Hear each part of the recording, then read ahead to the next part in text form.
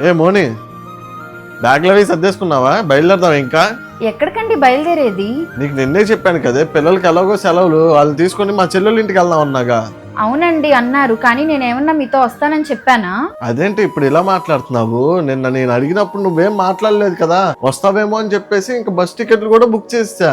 నేనేం మాట్లాడకపోతే ఇంక నేను వస్తానని చెప్పి అర్థం ఏంటండి దానికి? అయినా నాకు మీ చెల్లెళ్ళ ఇంటికి రావాలని ఇష్టం లేదు, కావాలంటే మీరు ఒక్కళ్ళే వెళ్ళండి. నీకంటే ఎలాగో రావాలని లేదు, కానీ పిల్లోడు ఏం చేశాడు, ఆడికో సరదా ఉండిద్ది కదా వెళ్ళాలని. వాడిని తీసుకెళ్ళడం కూడా నాకు ఇష్టం లేదండి.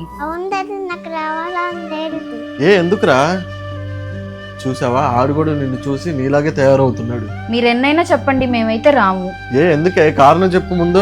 మీరు ఇక్కడ నుంచి అక్కడికి మమ్మల్ని బాధ్యతగా తీసుకెళ్తారు, కానీ ఆ తర్వాత మమ్మల్ని పట్టించుకొని కూడా పట్టించుకోరు. అక్కడికి ఇక్కడికి అని తిరుగుతారే గానీ మేము ఎలా ఉన్నాం, పిల్లలు ఏం చేస్తున్నారని కూడా పట్టించుకోరు. పిల్లలు అన్నాక ఎవరైనా గానీ అల్లరి చేస్తారండి. గబుక్కున మన పిల్లలు ఏదైనా వస్తువు ముట్టుకుంటే మీ చెల్లి అయ్యో అమ్మో అని తల బాధేసుకుంటది. ఇదే కాకుండా ఇరుగు పొరుగు వాళ్ళందరికీ వాళ్ళ పెళ్లిలా గానీ చాటింపేస్తుందండి. ఇదంతా నాకు అవసరమా? సర్లే, ఇంకోసారి ఇలా ఏం జరగకుండా చెల్లితో నేను మాట్లాడతాలే, నువ్వేమో ఆలోచించకుండా పద వెళ్దాం. మీకు ఇంత చెప్తున్నా అర్థం కావట్లేదా అండి? నన్ను చులకనగా చూసినా పర్వాలేదండి, కానీ నా పిల్లల్ని కూడా చులకనగా చూస్తే నేనే కాదు ఏ తల్లి ఒప్పుకోదు. ఇంకెప్పుడు ఆ ఇంటి గుమ్మం కూడా తక్కదు, అది పుట్టిల్లైనా మెట్టినిల్లైనా.